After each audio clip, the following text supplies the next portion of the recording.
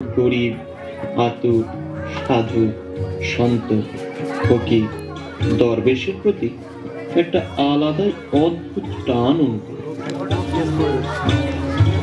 তাই সাধু মহাত্মা বা ভিক্ষুকরা বাড়িতে এলে আমি তাদেরকে আলাদা ডেকে নিয়ে গিয়ে হাতের কাছে যা পেতাম তাই দিই। আমার ধর্মপ্রাণা মাও কিন্তু কাউকে খালি হাতে ফেরাতেন, বরং অনেক সময় নিজে অভুক্ত থেকে অতিথিকে খাইয়েছে। আমার দানশীলতা কিন্তু ছিল বাস্তব বুদ্ধি, কোনটা দেওয়া উচিত আবার কোনটা নয় এই বিচার বুদ্ধির সূক্ষ্মতা তখনও আমার মধ্যে আসে। তাই সাধু, দরবেশ বা ভিখারি হাঁক পারলে মা আমাকে উপরতলার একটা ঘরে বন্ধ করে। পরোপকারের প্রবল কোপে আমি অনেক সময় সেই বন্ধ ঘরের জানালার শিক গলিয়ে জিনিসপত্র ফেলে দিতাম তাদের উদ্দেশ্যে। এরকম ভাবেই দিন আমার খুব ভালোভাবে কাটছে। আমার জীবনে আরেকটি গুরুত্বপূর্ণ দিকের কথা উল্লেখ করা অত্যন্ত প্রয়োজন বলে আমার মনে হয়। খুব ছোট বয়স থেকেই আমার আধ্যাত্মিকতার দিকে ছিল বেশ আগ্রহ। মা, মা, ও মা, ভিক্ষে দাও না মা, কিছু দাও না মা, দাও না মা, দাও না মা। কি হলো? দাঁড়াও দাঁড়াও, আমি তোমাদের জন্য কিছু আনছি।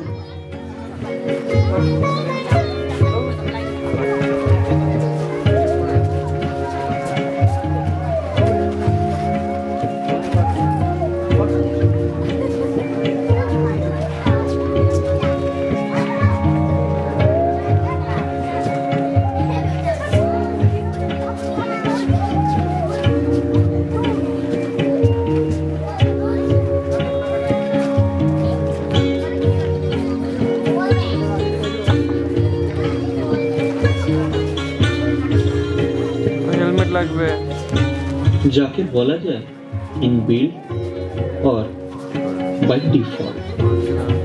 আমি ওই রকম কম বয়স থেকে কোনো প্রথাগত শিক্ষানবিশ ছাড়াই শিব, রাম, সীতা ও মহাবীর, হনুমানের মূর্তির সামনে ধ্যানে বসতাম এবং কিছুক্ষণের মধ্যে মন একাগ্র হয়ে যেত।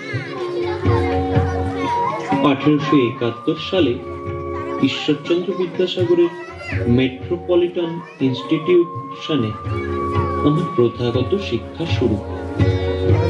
তারপর প্রেসিডেন্সি কলেজ হয়ে জেনারেল অ্যাসেম্বলিজ অফ ইনস্টিটিউশনে স্নাতকত্ব অর্জন। এই সময়কালেই বিভিন্ন প্রাচ্য ও পাশ্চাত্য দর্শন পড়ার পাশাপাশি আমি কেশবচন্দ্র সেন ও দেবেন্দ্রনাথ ঠাকুরের সংস্পর্শে শিল্প বিপ্লবোত্তর ইউরোপ ও আমেরিকায় তখন বিজ্ঞান প্রযুক্তির জয় জয়। নরেন, তুই কি এক জায়গায় যাবি? চল তাহলে ঘুরেই আসি।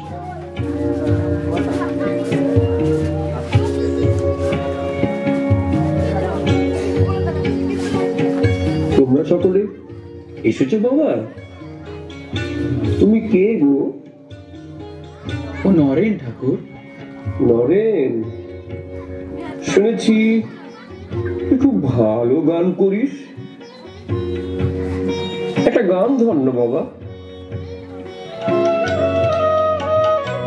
মন চলনি নিকেতনে, মন চলনি নিকেতনে, সংসার বিদেশে বিদেশির বেশে ক্রম কেন কারণে, সংসার বিদেশে বিদেশির বেশে ক্রম কেন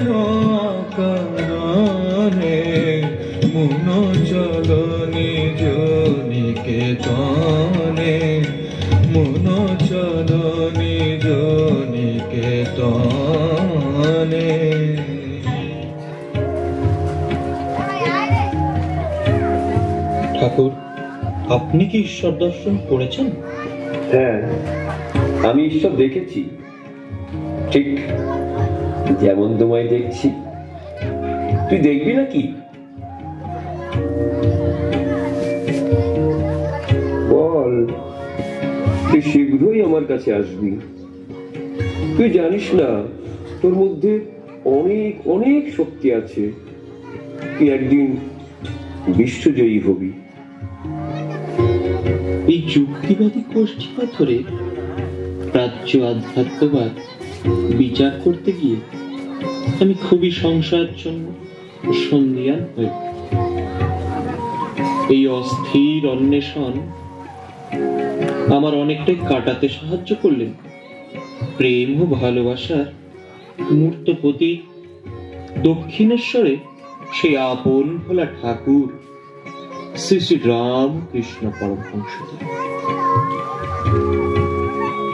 এরপর 1884 সাল, অর্থাৎ যে বছর আমি স্নাতকত্ব প্রাপ্ত হই, অর্থাৎ স্নাতক, সেই বছরই দুর্ভাগ্যের এক পাহাড় আমার মাথায় যেন ভেঙে পড়ল। আমার বাবার হঠাৎ তিরোধান ঘটল। সে এক দুর্বিষহ পরিস্থিতি। যতই আমি সংসারের ঋণ ভারে জর্জরিত, মা ও পরিবারের অন্য সদস্যদের দুঃসহ দুঃখে দিশেহারা হতে লাগলাম, ততই যেন ঠাকুরের সান্নিধ্য আমার শ্রেয় ও প্রেয় মনে হতে লাগলো। অবশেষে আপাদস্ত কিছুই না দেখে ঠাকুরকে পরিবারের দুঃখের কথা জানাই। তিনি বললেন আমাকে নিজে গিয়ে মায়ের কাছে প্রার্থনা করতে। কি হলো নরেন, তোর মনে কি চলছে সবই বুঝতে পারছি। যা যা, তুই মায়ের কাছে যা, মাকে বল, মায়ের কাছে যা চাইবি দেখবি মা ঠিক দেবে।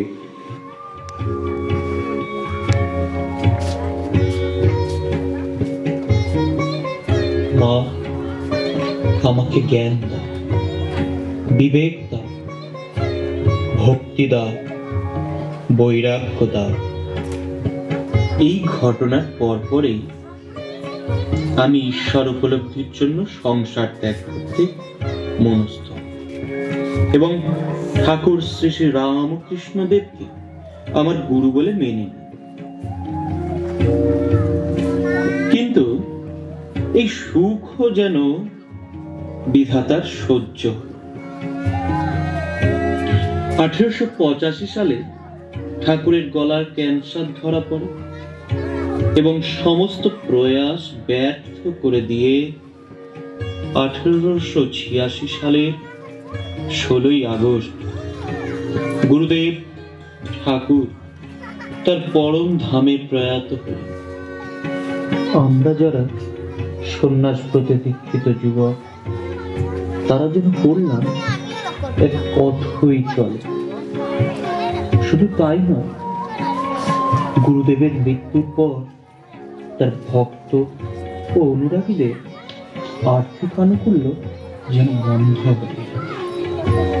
নিদারুণ সেই কষ্টের কারণে বরাহনগর অঞ্চলে একটি ভাঙা বাড়িতে নতুন মঠের প্রতিষ্ঠা করা। এর মাধ্যমে যেন চলতে থাকে ঠাকুরের আদর্শকে নিয়ে এই মঠকে বাঁচিয়ে রাখার প্রচেষ্টা।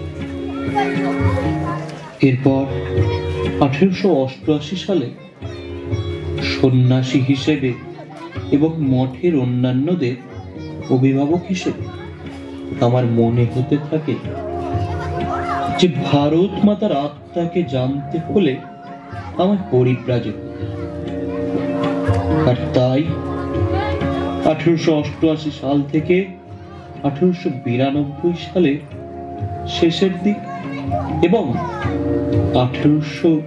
1993 সালের গোড়ার দিক পর্যন্ত কয়েক দফায় আমি প্রায় সমস্ত ভারতবর্ষ পরিভ্রমণ করি, যার মধ্যে উল্লেখযোগ্য হল রামনাদের রাজা ভাস্কর সেতুপতি এবং ক্ষেত্রী মহারানার সঙ্গে সাক্ষাৎ।